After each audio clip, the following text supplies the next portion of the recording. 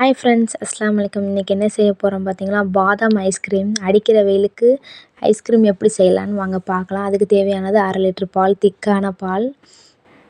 நல்லா கிண்டி விடுங்க, ஆடப்படாமல் நல்லா கிண்டி கிண்டி விடுங்க. நல்லா கொதிக்கட்டும் பால். ஸோ இந்த சைடு வந்து நம்ம 2 டேபிள் ஸ்பூன் கார்ன்ஃப்ளவர் மாவை எடுத்து வச்சுக்குவோம். ஸோ நல்லா பால் கொதிக்குது பாருங்கள் நீங்களே. காய்ச்சின பாலை வந்து இந்த கார்ன்ஃப்ளவர் மாவை கட்டி இல்லாமல் ஒரு ஸ்பூனை வச்சு நல்லா கரைச்சி எடுத்துக்கலாம். ஸோ பால் கொதிக்கையில் கட்டி இல்லாமல் நல்லா கலந்து விட்டுக்கிட்டு பாலில் ஊற்றுங்க. நல்லா பாதாம் பவுட்ரு 5 டேபிள் ஸ்பூன், 1/2 லிட்டர் பாலுக்கு போதும். 5 டேபிள் ஸ்பூன் போட்டுக்கோங்க. நல்லா பால் கொதிக்கையிலே போடுங்க, அப்போ தான் நல்லாயிருக்கும். விட்டு நல்லா கிண்டுங்க.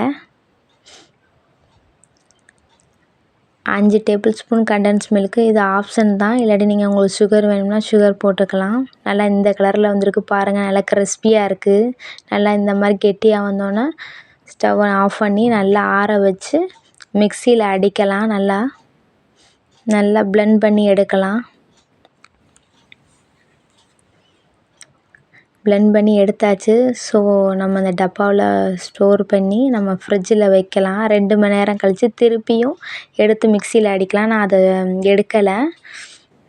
ஸோ ஓவர் நைட்டு எடுத்து வச்சுட்டு 2வது தடவை அடிச்சுட்டு பார்க்கலாம். ஸோ நல்லா கிறிஸ்பியாக இருக்குது, பார்க்கவே செம்மையாக வந்திருக்குது ஐஸ்கிரீம்.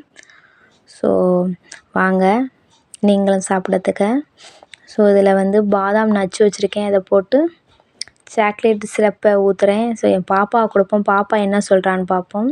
பிடிச்சிருந்தா சப்ஸ்கிரைப் பண்ணுங்கள், லைக் பண்ணுங்கள், ஷேர் பண்ணுங்கள். டாடா, பாய்.